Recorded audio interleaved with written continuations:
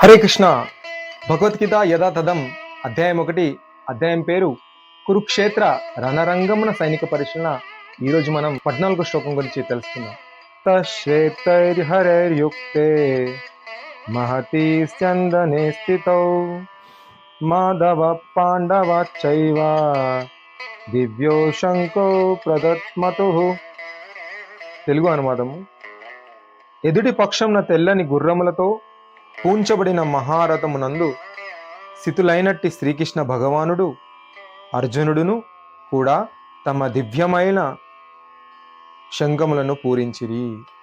శ్లోకంలోని సన్నివేశం సంజయుడికి ధృతరాష్ట్రుడికి మధ్య సంభాషణ.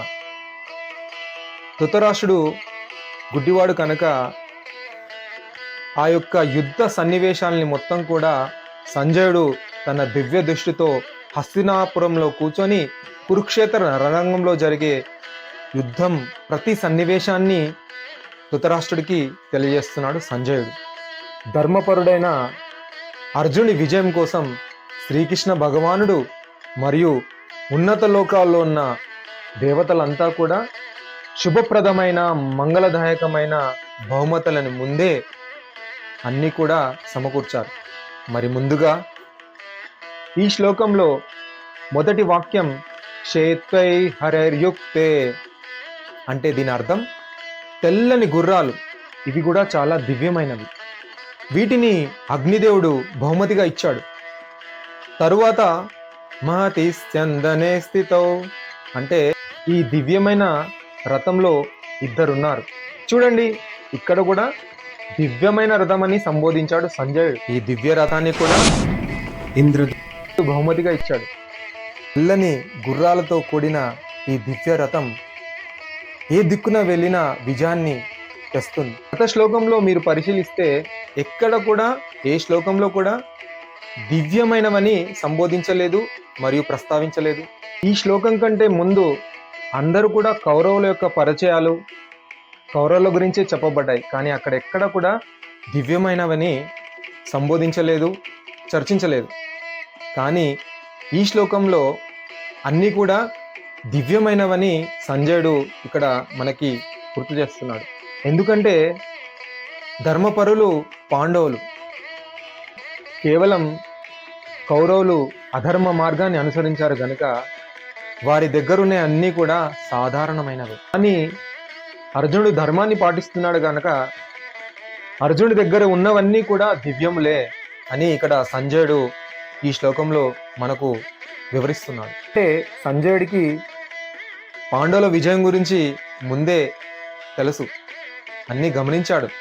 అందుకే ఇక్కడ రథాన్ని, గుర్రాలని, శంఖాలని దివ్యమైనవిగా సంబోధించాడు. తరువాత మాధవ. భగవద్గీతలో మొట్టమొదటిసారిగా సంజయుడు దేవాది దేవుడు శ్రీకృష్ణ భగవానుడి యొక్క పేరుని ఇక్కడ ఈ శ్లోకంలో ప్రస్తావించాడు. మరి ఈ శ్లోకంలో శ్రీకృష్ణ భగవానుడిని మాధవ అనడానికి గల కారణం, భగవద్గీతలో శ్రీకృష్ణ భగవానుడి పేరుని సందర్భ అనుసారంగా సంబోధించడం జరిగింది. మరి ఇక్కడ మాధవుడు ఏ పాత్రను పోషిస్తున్నాడో మీకు తెలుసా? అర్జునుడికి డ్రైవర్ పాత్రని. మరి డ్రైవర్ గురించి ఎవరైనా మాట్లాడతారా?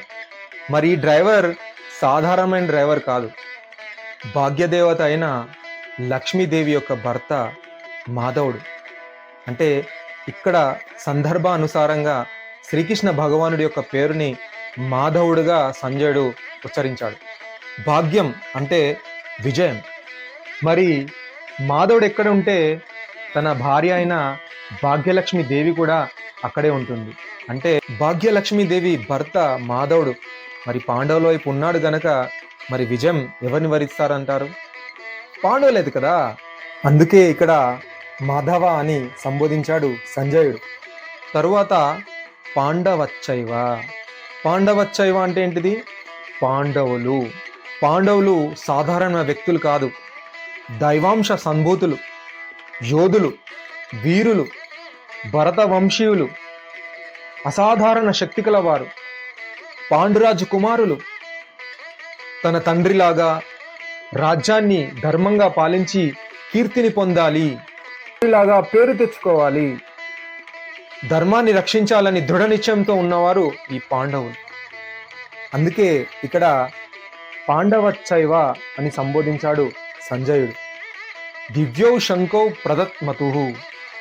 దీని అర్థం దివ్యమైన శంఖాలని కృష్ణుడు అర్జునుడు పూరించారు అని. ఇక్కడ కూడా దివ్యమైన శంఖాలని సంబోధించాడు సంజయుడు. శ్రీకృష్ణ అర్జునులు దివ్యమైన శంఖాలను పూరించారు. ఈ దివ్యమైన శంఖాల ధ్వని కౌరవులకి విజయావకాశాలు లేవని సూచిస్తున్నాయి. ఎందుకంటే శ్రీకృష్ణ భగవానుడు ఎక్కడ ఉంటే అక్కడ విజయం అనివార్యం, తథ్యం. జయస్తు పాండు పుత్రానాం ఏషాం పక్షే జనార్దన. శ్రీకృష్ణ భగవానుడు పాండవుల పక్షాన్నే ఉండడం చేత ఎప్పుడూనూ పాండవులకే విజయం లభిస్తుంది. ధర్మపరుడైన అర్జునుడు అందరి కృపను పొంది దివ్యమైన బహుమతులను పొందాడు. ఈ శ్లోకం ద్వారా మనం తెలుసుకునే మరియు నేర్చుకునే విషయం ఏమిటంటే, గురువులని, మనకంటే పెద్దవారిని, దివ్యములైన వారిని, సనాతన శాస్త్రాన్ని, సనాతన ధర్మాన్ని మనం గౌరవించాలి. వారు చూపిన మార్గంలో నడవాలి. మనము వారి నుండి మంచి బహుమతులను పొందాలి కానీ శాపాలను కాదు. ఎక్కువలో ఎక్కువ మనం వారి నుండి ఆశీర్వాదము పొందినట్లయితే మనం నిర్ణయించుకున్న గమ్యాన్ని అతి త్వరగా సంపూర్ణం చేసుకోగలుగుతాం. ఇది ఈ శ్లోకం ద్వారా మనం ఈరోజు తెలుసుకున్నాం. హరే కృష్ణ. శ్రీల ప్రభుపాదికి జై.